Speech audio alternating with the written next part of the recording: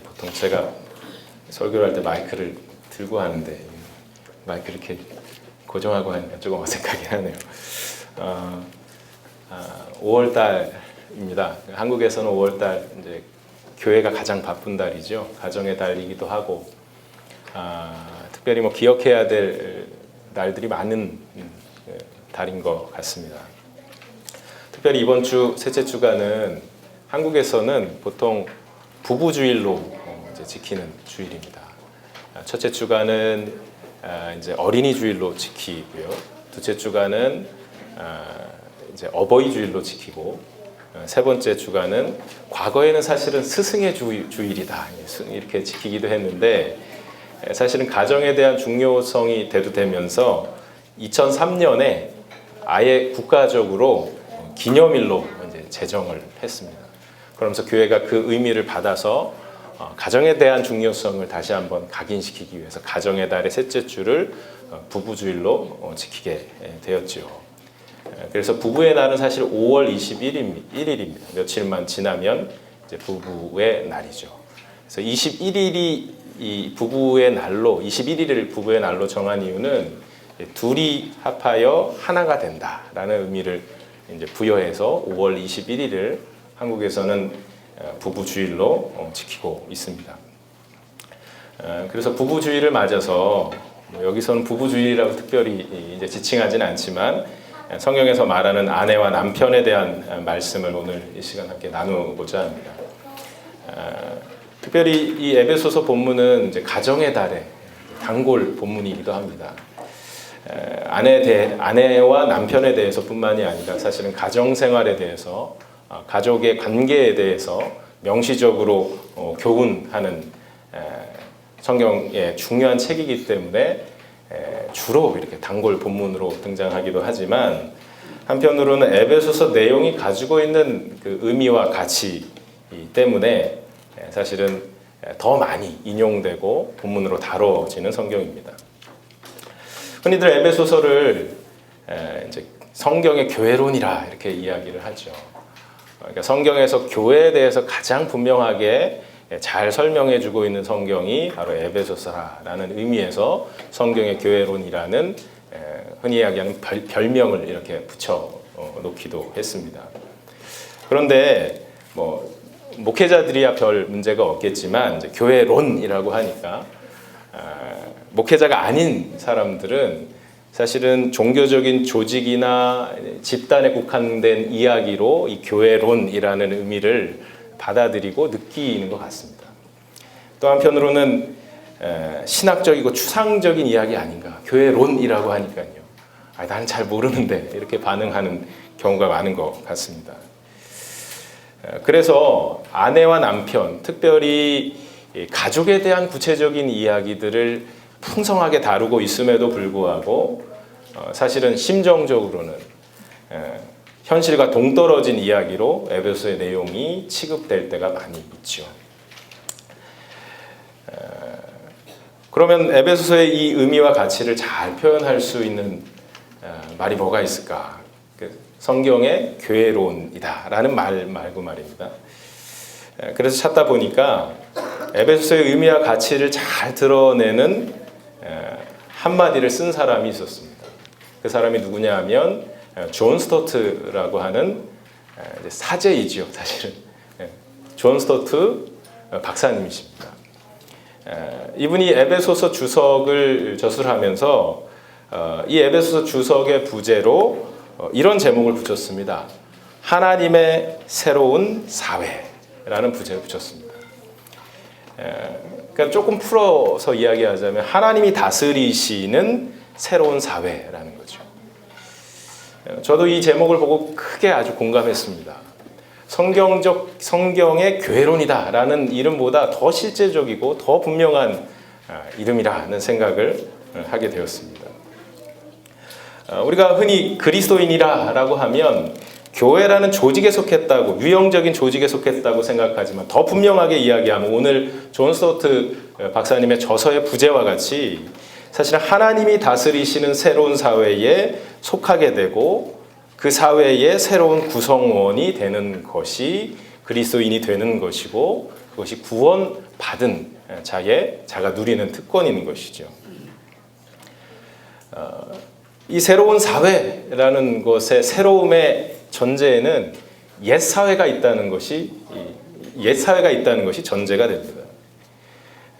그리고 옛 사회가 있다는 것은 하나님의 새로운 사회와 이 옛 사회가 대립된다는 이야기를 하고 있는 것이죠. 그래서 사실은 하나님의 새로운 사회, 하나님이 다스리시는 새로운 사회요 공동체인 교회는 이전의 옛 사회와 옛 공동체에 비하여서 체제 전복적인 가치를 가지고 있고 대항적인 가치와 대안적인 가치를 가지고 있는 사회인 것이죠. 그래서 에베소서는 앞에서도 말씀드린 이러한 사회의 기원과 하나님이 왕이 되시는, 하나님이 다스리시는 새로운 사회의 기원과 근거와 정체성과 그리고 가치관과 질서와 원리에 대하여서 아주 자세하게 이야기해주고 있는 책인 것입니다. 이렇게 접근할 때 에베소서는 단순히 교회 조직에 대한 이야기가 아니라 우리가 심정적으로 느끼듯이 이거 어려운 것이다. 어려운 책인 것 같아. 교회 직분자들만 알면 됐지 평범한 우리들은 알 필요가 없지 않나 라는 생각을 할 수도 있는 에베소서가 단순한 교회 조직에 대한 이야기가 아니라 인간의 삶에 대한 더 본질적이고 총체적인 그러나 실제적이고 현실적인 메시지가 되어서 우리에게 오게 되는 것이죠. 아내와 남편에 대한 이야기도 마찬가지입니다. 사실은 성경에서 이야기하고 특별히 에베소서에서 이야기하고 있는 새로운 사회에서의 새로운 관계인 그 중에서도 아내와 남편에 대한 관계는 사실은 세상의 체제와 세상의 가치에 비하자면 굉장히 전복적이고 대항적이고 대안적인 내용들을 가지고 있는 것이죠. 그러면 이 이야기, 이 아내와 남편에 대한 이야기를 어디서부터 시작해야 될 것인가? 본문이 에베소서니까 에베소서에서부터 시작할 수도 있겠지만 저는 개인적으로 그리고 성경의 맥락상 우리는 이 아내와 남편에 대한 이야기를 창조에서부터 시작해야 된다고 생각을 합니다. 새로운 사회에서의 아내와 남편의 관계는 사실은 전복적이고 대항적이고 대안적이기 이전에 사실은 하나님이 창조하신 본래적인 의미가 있기 때문에 그렇습니다. 본래적으로 하나님이 창조하신 것이기 때문에 우리가 창조의 시점으로 돌아가서 아내와 남편에 대한 이야기를 하지 않으면 사실은 그 정체를 분명하게 알 수 없는 것이죠. 그러므로 아내와 남편은 한마디로 규정하자면 창조된 관계입니다. 창조된 관계라고 하는 것은 이런 겁니다. 한 사람, 한 여자와 남자가 있다가 눈이 맞아서 된 관계가 아니라는 거죠. 그러니까 사람들이 한 남자와 한 여자가 자신들이 의지적으로 의도하여서 만나서 맺어진 관계가 아니라는 겁니다. 하나님은 반대하시는데, 그죠? 결혼하다 보면 이제 부모님들이 반대하시는 경우들이 있잖아요. 그것처럼 하나님이 반대하시는데 아담과 하와가 우리 사랑하게 해주세요 라고 해서 만난 관계가 아니라는 겁니다. 앞에서도 말씀드렸지만 아내와 남편의 관계는 창조된 관계입니다. 하나님으로부터 시작된 관계이고 하나님의 깊으신 의도가 있는 관계라는 거죠. 창세기 1장 27절에 보면 하나님께서 남자와 여자를 창조하셨다고 이야기하십니다. 거기서부터 아내와 남편의 관계가 시작되는 것이죠. 하나님이 창조하신 관계의 주체요, 또 하나님이 창조하신 관계라는 겁니다. 그 관계도 무에서부터 시작됐을 뿐만이 아니라 그 관계의 주체 역시도 무에서부터 시작됐다는 겁니다. 그리고 창세기 2장 22절 말씀에 보면 이 만남 역시도 아담과 하와가 의도하는 것이 아니라 하나님께서 의도하셔서 아담을 데리고 하와에게로 가셨다. 데리고 오셨다라는 표현을 하고 있는 것을 우리가 확인하게 됩니다. 이런 창조된 관계의 특징이 어떤 것이 있을까요? 성경에서 이 창조된 관계의 특징을 뭐라고 이야기하고 있을까요? 우리가 잘 아는 내용이지만 성경을 읽지는 않겠습니다. 그런데 세 가지의 특징을 성경에서 이야기하고 있는 것 같습니다. 첫 번째는 혼자는 좋지 않았다 이렇게 표현합니다. 독처하는 것이 좋지 않았다고 이야기하죠. 독처하는 것이 좋지 않았다는 것은 도움이 필요한 남자가 여자의 도움이 필요한 존재였다는 겁니다. 혼자서는 완벽하지 않은 존재였다는 것이죠. 그래서 하나님께서 그 남자의 홀로 있음을 불쌍히 여기시고 안타깝게 여기시고 좋지 않게 생각하셔서 여자를 창조하시고 이 남자와 여자를 합하여 어떻게 하셨을까요? 좋아지게 하셨죠. 온전케 하셨다는 겁니다. 그리고 둘과의 관계의 특징을 이야기해주는 중요한 본문이 한 군데 있는데 그것이 창세기 2장 23절 말씀입니다. 둘이 만났어요. 그런데 어떤 반응을 보입니까? 감탄하죠. 살 중에 살이요 뼈 중에 뼈라 이렇게 이야기합니다. 서로의 약점과 서로의 단점을 보는 관계가 아니라 서로를 보자마자 감탄할 수밖에 없는 완벽한 관계였다는 것을 성경에서는 이야기하고 있는 것이죠. 그리고 조금의 해석의 여지가 있지만 창세기 3장 1절과 6절 말씀해 보면 이 뱀이 하와를 이제 꼬셔서 결국에는 선악과를 따서 아담에게 먹이게 하는 장면이 나옵니다. 그런데 이 장면을 보면 해석의 여지가 있다는 이제 말씀드립니다. 왜냐하면 그 뱀이 하와를 꼬셨거든요.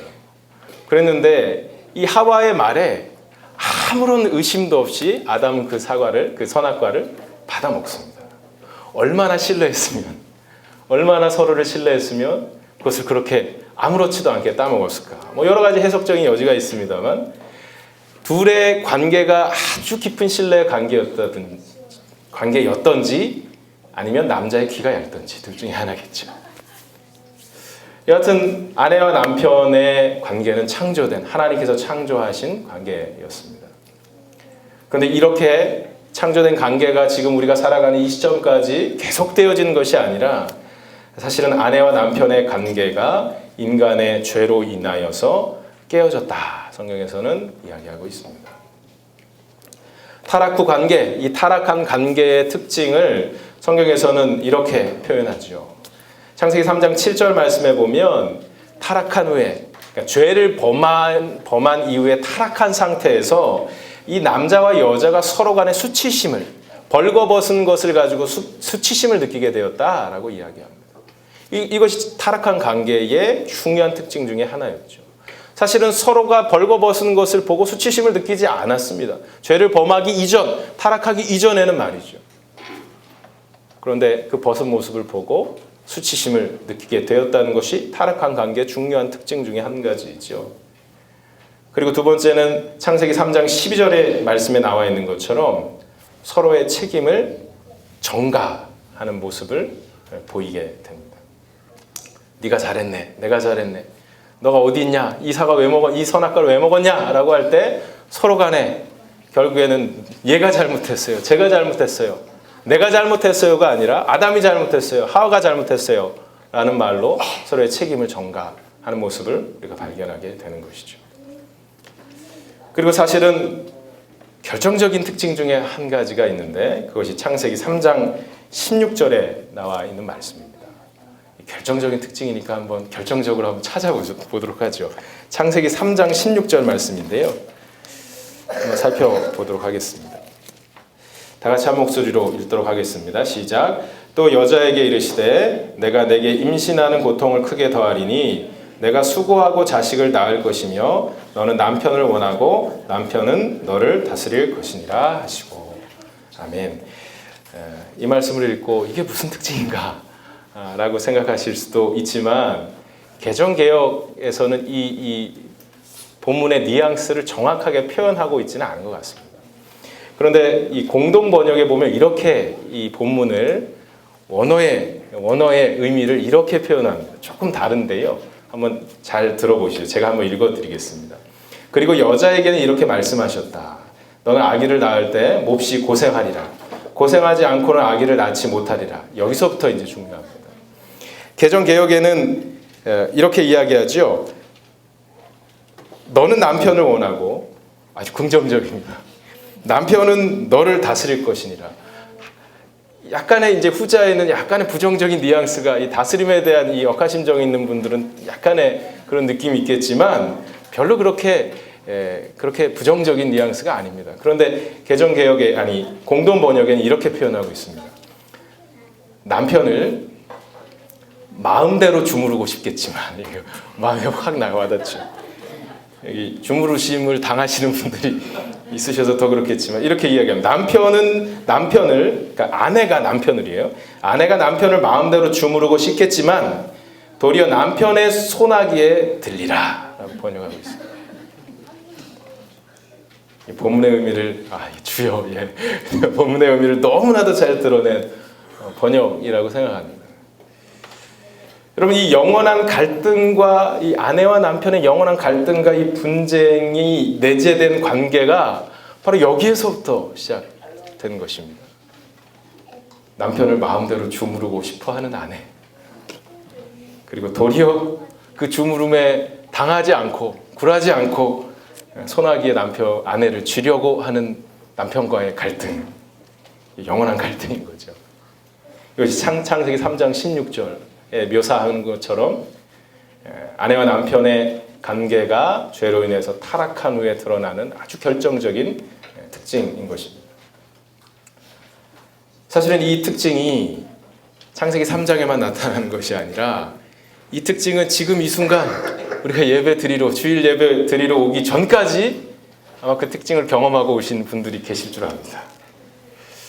사실은 오늘은 제가 안 그랬어요. 오늘은 이 말씀을 제가 드려야 되기 때문에 굉장히 다소곳이 많습니다.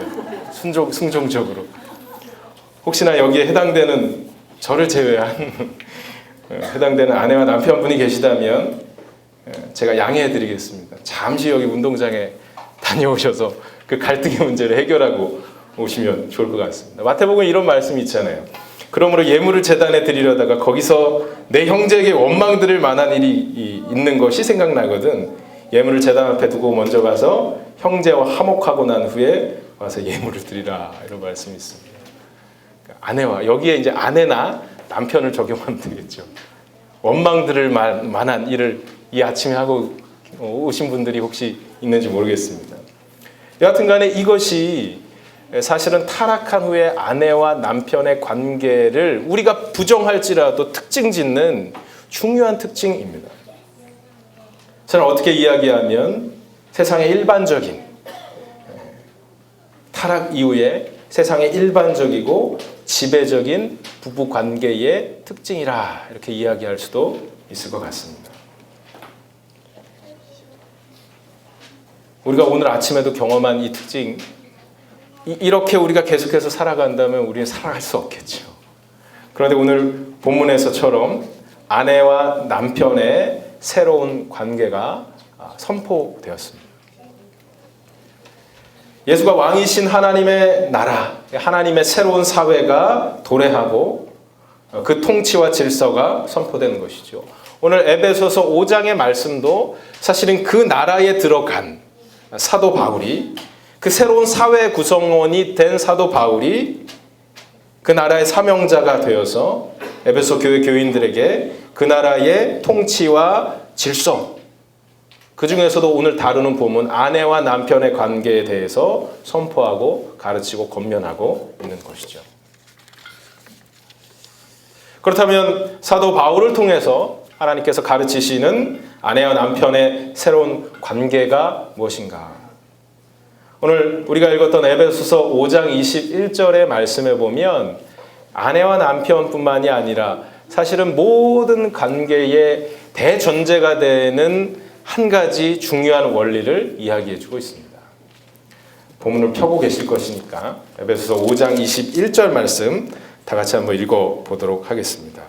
시작. 그리스도를 경외함으로 피차 복종하라. 아멘.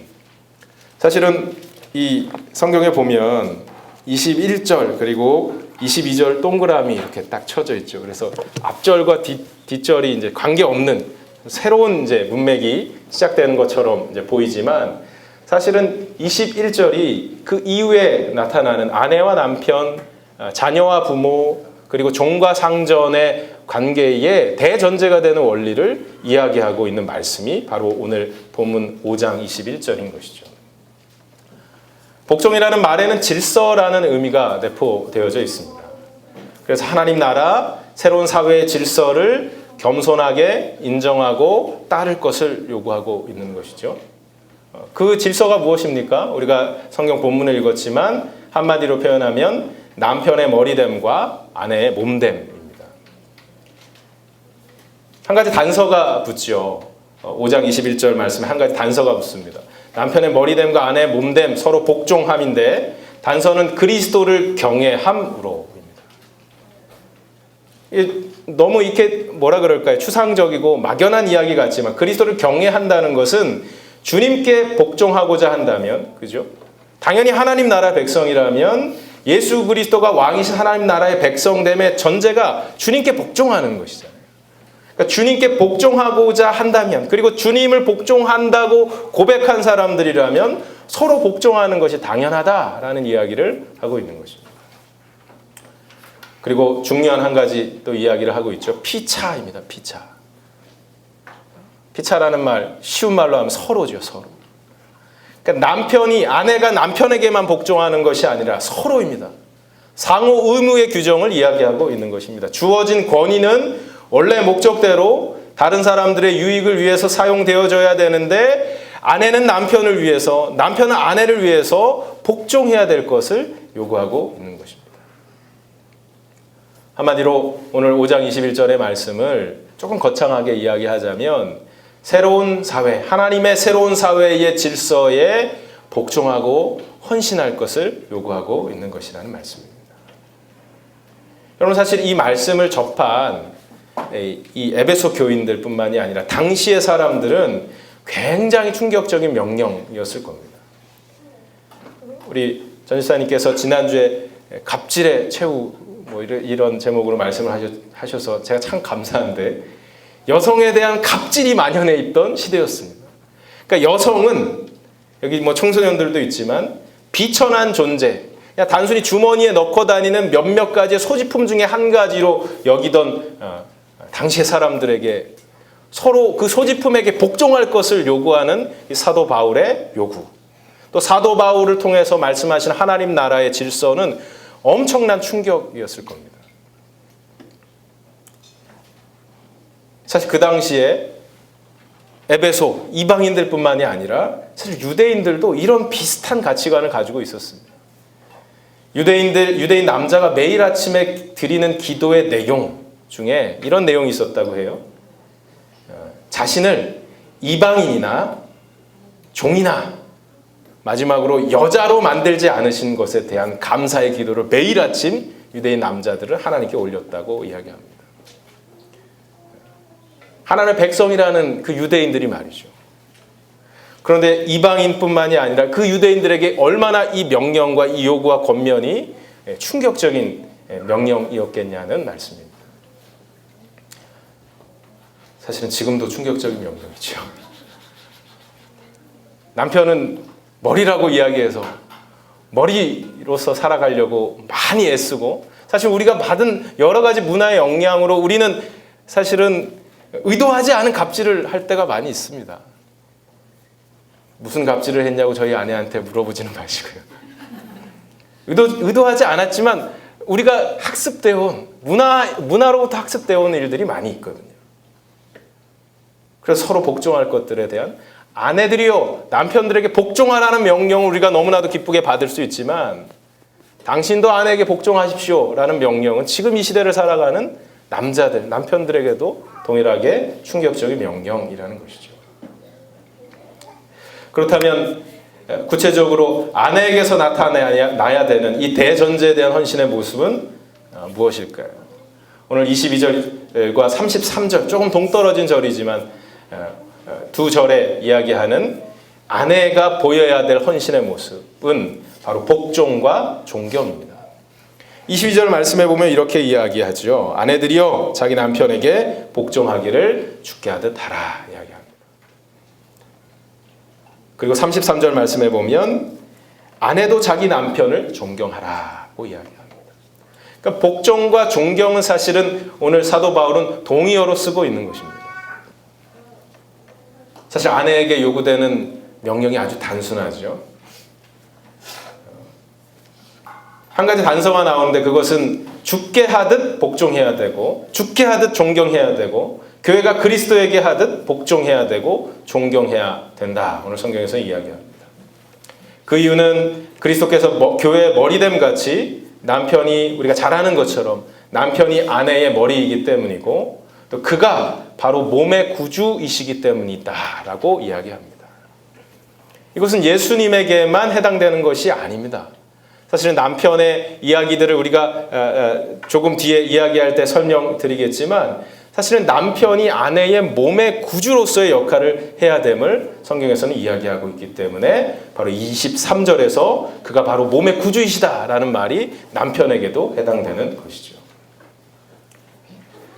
그래서 하나님이 세우신 머리로서의 남편의 권위에 대한 복종을 이야기하지만 사실 그렇다고 무조건적인 맹종을 이야기하는 것은 아닙니다. 예수님은 무한한 하나님이시고 남편은 유한한 사람이기 때문에 남편도 실수가 있고 한계가 있고 그리고 여러 가지 어려움들이 있는 것이죠. 제한적인 것들이 있는 것이죠.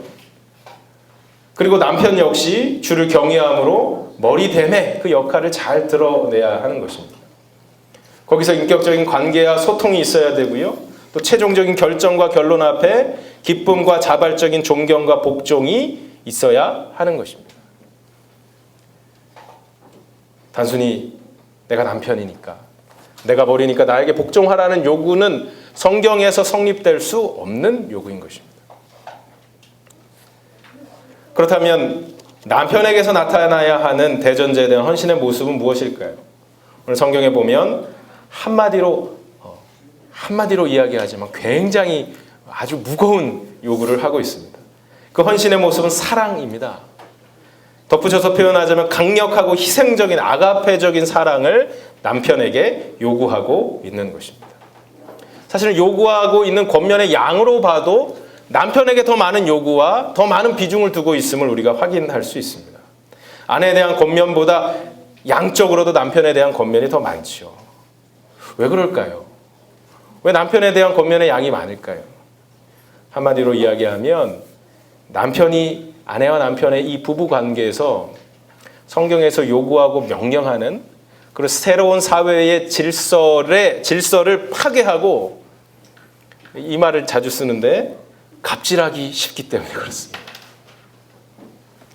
창세기 3장 16절 보셨잖아요. 아내는 남편을 주무르려고 하지만 결코 그 손아귀에서 아내를 벗어나게 안 하는 그 남편의 강력함이 있단 말입니다. 그 타락한 상태에 특징들이 있는 것이죠. 그리고 그 당시의 문화적인 상황도 사실은 남편들이 우위에 있었던 것입니다. 아내는 복종, 당연히 복종, 아내는 당연히 복종하는 것, 여자는 당연히 복종하는 것이라고 생각했지만 남성에 대한 요구들은 없었거든요. 그러므로 오늘 본문의 말씀에서 나오는 것처럼 그리고 표면적으로도 드러나는 것처럼 아내에 대한 권면보다 남편에 대한 권면이 더 강력하고 그 양적으로도 더 많은 것들을 우리가 발견하게 되는 것입니다. 이 요구의 단서가 두 가지가 붙습니다. 25절 말씀에 보면 그리스도가 교회를 사랑하신 것처럼 남편이 아내를 사랑으로 복종해야 되는데 그리스도가 교회를 사랑하신 것처럼 자기 아내를 사랑해야 된다 이야기합니다. 그리고 두 번째로는 그리스도가 교회를 위하여 자신을 주심같이 아내를 위해서 남편 자신을 주어야 된다라고 이야기합니다. 이것이 상징적으로 나타나는 것이 예수 그리스도의 십자가이죠. 이건 제 의도가 아닙니다. 성경에서 요구하는 명령입니다. 남편분들의 표정이 어두워지고 계신데 하나님의 명령입니다. 그럼 이 명령의 목적이 무엇일까요? 무슨 목적을 위해서 그리스도가 교회를 사랑하신 것처럼 자기 아내를 사랑하고 그리스도가 교회를 위해서 자신을 주신과 같이 아내를 위해서 자신을 주어야 되는 것일까요? 26절과 27절에 보면 그 명령의 목적이 나와 있습니다. 그 명령의 목적을 길게 설명하고 있는데요. 그리스도가 교회를 사랑하시고 교회를 위해서 자신을 주신 그 목적과 남편의 목적이 동일한 동급의 내용임을 설명하면서 그리스도가 교회를 사랑하시고 교회를 위해서 자신을 주신 목적을 길게 서술하고 있죠. 세 가지로 요약하면 이렇습니다.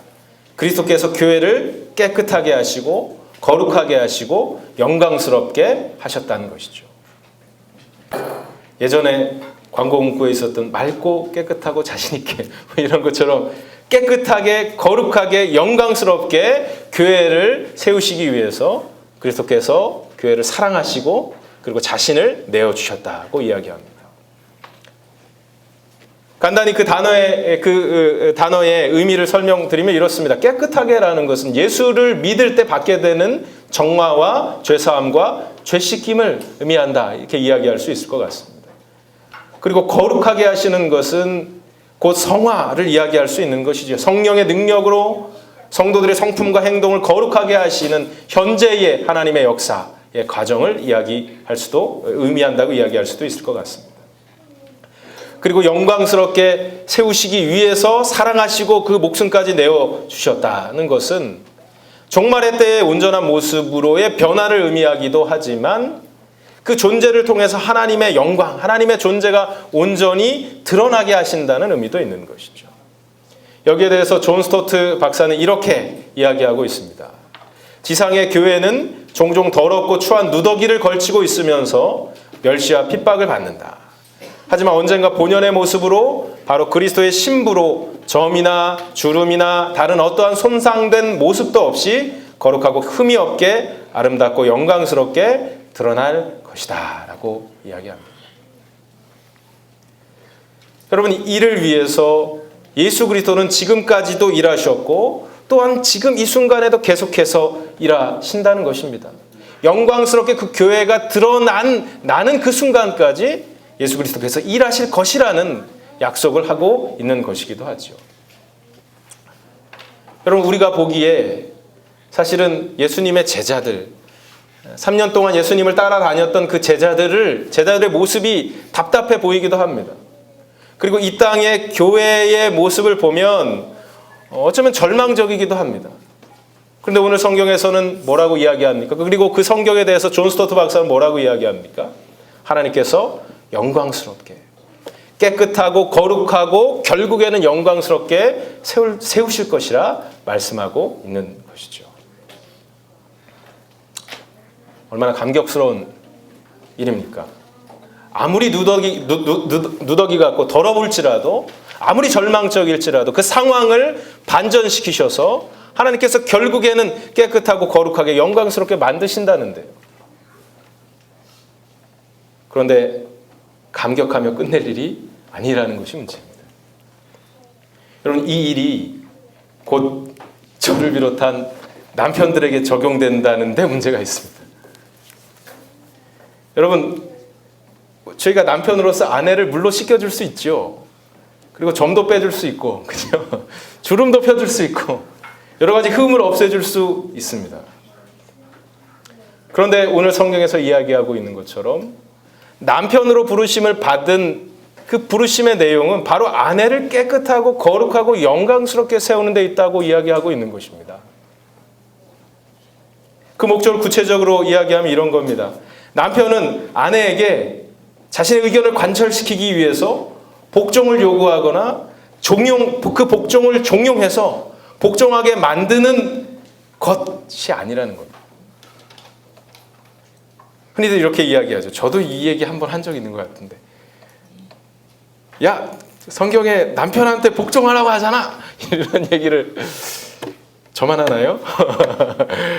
저만 한 것 같네요. 아이고, 복종하라고 하지 않았냐, 좀 남편 말을 좀 따르면 어떻겠냐, 이런 이야기를 종종 하는 것 같습니다.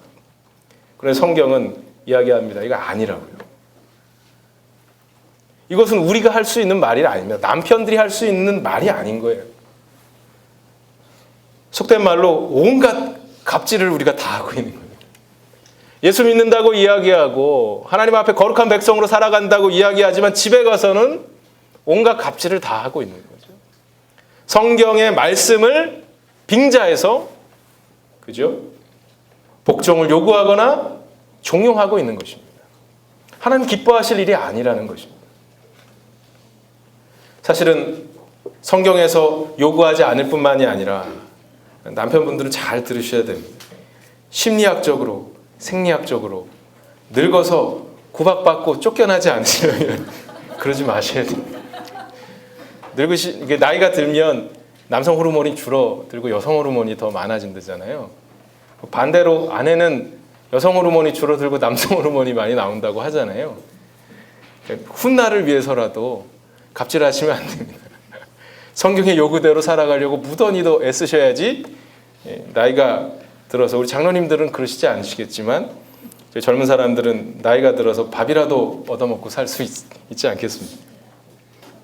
여러분, 남편의 머리됨은 아내를 짓밟거나 짓누르기 위해서 사용하는 것이 아닙니다.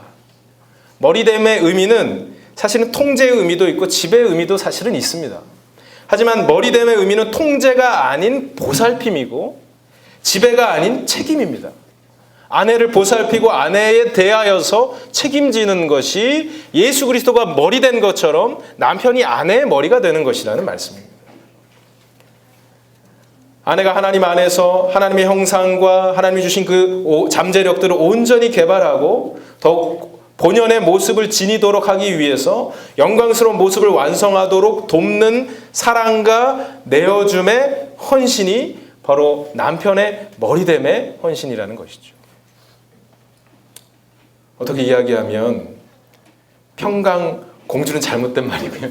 평강 왕자가 맞는 말인 것 같습니다. 오늘 본문의 강조점으로 보자면 말이죠. 남편은 아내를 깨끗하게 하고 거룩하게 해서 결국에는 영광스럽게 할 뿐만이 아니라 오늘 29절 말씀에 보면 양육하고 돌봐야 된다. 누구처럼요? 그리스도처럼 이라고 이야기합니다. 여러분, 이 말씀을 저도 묵상하면서 한마디 했습니다. 예수님 왜 이러십니까? 예수님 왜 이러셨나요? 이런 마음을 가졌습니다. 다양한 감정들이 복합적으로 들죠. 남편으로 살아가는 것이 고달프다라는 생각도 들지만 아들을 낳는 것이 두렵다라는 어머니들이 계실 수도 있을 것 같습니다. 그리고 내 아들이 불쌍하다라는 생각을 가지시는 시어머님들이 여기 계실지도 모르겠습니다. 그런데 우리가 기억해야 될 것은 이 말씀 앞에 우리를, 특별히 우리 남편들이 우리의 모습을 진지하게 비춰봐야 된다는 것이죠. 여러분, 반드시 기억하고 잊지 말아야 될 것은 여기에서 이 요구와 명령이 끝나는 것이 아니라는 것입니다. 오늘 설교의 제목과 같이 아내와 남편은 하나님의 크고 놀라운 비밀을 간직한 관계라는 사실이 너무너무 중요한 내용인 것입니다. 여러분, 프로파인드라고 이야기합니다. 프로파인드죠. 깊고 크고 놀랍고 심오한, 좋다는 수식어구는 다 여기에 포함됩니다. 바로 이 아내와 남편의 관계가 이런 profound mystery라고 이야기하는 관계입니다. 하나님의 비밀이 간직된 관계라는 거죠. 오늘 32절 말씀에 보면 이렇게 오늘 9절을 마무리하고 있는 것을 봅니다. 이 비밀이 크도다. 나는 그리스도와 교회에 대하여서 말하노라 이야기합니다. 그래서 어떤 신학자들은 아내와 남편의 이야기를 쭉 하다가 32절의 이 말씀을 보고 그럼 그렇지. 남편에 대한 이야기를 하는 게 아니라 교회에 대한 이야기를 하는 거야. 뜬금없이 이런 해석과 이런 주장을 하기도 합니다. 그런데 그렇지 않습니다. 이것은 교회를 이야기하는 것이 아니라 아내와 남편의 관계가 가지고 있는 그 의미와 가치를 설명하고 있는 것이죠. 여러분, 아내와 남편의 관계에만 유일하게 부여된 크고 놀라운 비밀이 있다는 것입니다. 그것이 뭡니까? 유일하게 성경에서 명시적으로 천명된 예수님과 교회의 관계를 드러내는 모델이자 에이전시라는 겁니다. 이 땅 가운데 예수 그리스도와 교회의 관계, 예수 그리스도와 성도의 관계를 드러내는 많은 모델들이 있지만 그 중에서 정말로 중요한 관계가 어떤 관계냐? 아내와 남편의 관계라는 것입니다. 정말로 영광스러운 부르심이죠. 성도로 부르심도 영광스럽지만 그 중에서 특별히 아내와 남편으로 부르심을 받았다는 것이 이런 가치와 의미가 있다는 것입니다. 그냥 서로 사랑하고 잘 먹고 잘 살고 애 잘 키우고 하는 것이 아니라 우리의 관계와 우리의 태도와 모습을 통해서 예수 그리스도가 얼마나 교회를 사랑하시는지, 그리고 그 사랑에 대해서 교회가 어떻게 예수님께 반응해야 되는지를 우리에게 설명해 주고 있는 것이라는 것이죠. 말씀을 맺습니다. 여러분 부르시면 어떻게 반응하시겠습니까? 저와 여러분의 아내와 남편으로서의 역할과 관계는 오늘 본문에서 나타난 것처럼, 또 본문에서 증언하고 있는 것처럼 이 땅에 예수 그리스도와 교회, 그리고 예수 그리스도와 성도와의 관계를 드러내는 분명한 통로입니다. 우리의 모습을 보고, 우리의 부부 관계를 보고 우리 자녀들, 우리 지인들이 결혼하고 싶다 이런 감정을 느껴야 되는 것이죠. 예수님과의 관계가 이런 것이구나 라는 이 이야기와 평가를 받아야 되는 것입니다. 마음이 무겁네요. 우리의 부부관계를 통해 자녀들이, 지인들이, 그리고 공동체 지체들이 예수님과의 관계를 배워가야 되는 것입니다. 하나님께서 아내와 남편의 관계를 그렇게 디자인하셨다고 오늘 본문에서는 설명하고 있는 것이죠. 여러분, 하지만 이 전쟁과 같은, 사랑과 전쟁이라는 드라마 제목도 있지만 그 어떤 영적 전쟁보다 치열한 영적 전쟁이 바로 아내와 남편의 그 가치, 부여된 그 영광스러운 부르심을 지켜가는 데 있다라고 생각합니다. 여러분, 사단의 나라, 사단이 왕이 된 나라에서는, 타락한 세상에서는 남편은 마음대로 주무르고 싶어하는, 남편을 마음대로 주무르고 싶어하는 아내, 그러나 여전히 그 아내를 짓밟고 통제하고 지배하려는 남편이라는 아내와 남편의 관계에 대한 가치관이 만연해 있습니다. 사실은 성경의 가치관이 이 세상의 가치관과 계속해서 충돌할 수밖에 없는 것이죠. 그 현실을 살아가는 우리들 역시 그 영적 전쟁의 현장 가운데 있는 것입니다. 여러분, 치열한 영적 전쟁이지만 오늘 하나님께서 사도 바울을 통해서 약속하신 것처럼 이 영광스러운 부르심과 이 영광스러운 사명을 완성시키실 것입니다. 33절에 오늘 본문의 말씀을 이렇게 마무리하고 있습니다. 오늘 33절의 본문의 말씀을 같이 함께 읽으면서 이 말씀을 마무리했으면 좋겠는데요.